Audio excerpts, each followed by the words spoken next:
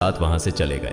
अगली सुबह जब ऊंटों को फिर से चरागाह में ले जाने का समय आया तो चरवाहे ऊंटों को उठाने की कोशिश करने लगे, लेकिन बार बार कोशिश के बावजूद वे ऊंटों को उठा नहीं सके, क्योंकि अल्लाह के वली हजरत ख्वाजा मोइनुद्दीन चिश्ती रहमतुल्लाह अलैहि ने कहा था कि ऊंट यहीं बैठेंगे। अल्लाह रब्बुल आलमीन ने उनकी यह दुआ कबूल कर ली थी और ऊंटों को आदेश दिया था कि जब तक मोइनुद्दीन चिश्ती खुद नहीं कहेंगे तब तक वे यहीं बैठे रहेंगे। इसके बाद चरवाहे ऊंटों के न उठने का कारण जानने लगे। उनमें से एक नेक चरवाहा था जिसने कहा, क्या तुम्हें याद है कि हमने कल यहां से एक दरवेश को उठाया था? जाते जाते उन्होंने कहा था कि हम जा रहे हैं, राजा के ऊंट यहीं बैठेंगे। मुझे लगता है कि उनके कहे शब्दों के कारण ही राजा के ऊंट उठ नहीं पा रहे हैं। शायद वह कोई बड़े वली हैं या अल्लाह का कोई अवतार है। इस बात को महामहिम राजा के समक्ष रखते हैं। इसके बाद चरवाहे पृथ्वीराज के पास पहुंचे और हाथ जोड़कर निवेदन किया, महाराज, हमने बहुत कोशिश की लेकिन आपके ऊंटों को उनके स्थान से नहीं उठा सके और उन्हें चरागाह में घास चराने नहीं ले जा पा रहे हैं। राजा पृथ्वीराज ने आश्चर्य से पूछा, क्या ऊंटों को कोई बीमारी है जिस कारण वे उठ नहीं पा रहे? चरवाहों ने कहा, महाराज, ऊंट पूरी तरह स्वस्थ हैं, उन्हें कोई बीमारी नहीं है।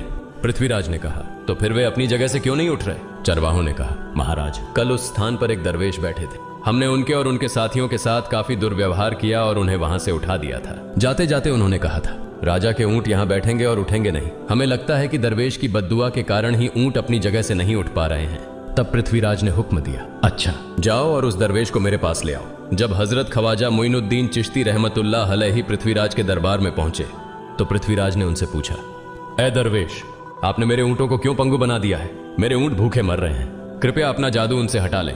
अगर जादू नहीं हटाया तो मेरे ऊंट भूखे मर जाएंगे। पृथ्वीराज की बात सुनकर हजरत ख्वाजा मोइनुद्दीन चिश्ती रहमतुल्लाह अलैहि मुस्कुराते हुए बोले, हे अल्लाह के बंदे, हम मुसलमान हैं और मुसलमान कभी जादू नहीं करते। तुम्हारे ऊंटों को मैंने नहीं बल्कि इस संसार के पालनहार महान अल्लाह रब्बुल आलमीन ने बैठाया है। उनकी आज्ञा से ऊंट बैठे हैं और उनकी आज्ञा से ही उठेंगे। लेकिन मैं उस सर्वशक्तिमान से प्रार्थना कर सकता हूं कि वह तुम्हारे ऊंटों को उठने की अनुमति दे।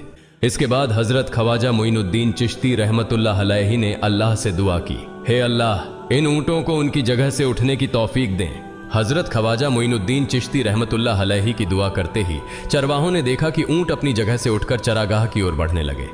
यह दृश्य देखकर चरवाहे चकित रह गए और हजरत ख्वाजा मोइनुद्दीन चिश्ती रहमतुल्लाह अलैहि की करामत की खबर पूरे अजमेर में फैल गई। जैसे जैसे हिंदुओं के बीच हजरत ख्वाजा मोइनुद्दीन चिश्ती रहमतुल्लाह अलैहि की करामत की बातें फैलने लगीं और इस्लाम की महानता उनके सामने प्रकट होने लगी, मंदिर के पुजारी भयभीत हो गए। वे सोचने लगे, अगर यही चलता रहा तो सभी हिंदू मुसलमान बन जाएंगे। तब वे पृथ्वीराज के पास पहुंचे और निवेदन किया, महाराज, ये दरवेश हमारे राज्य में अशांति फैला रहे हैं।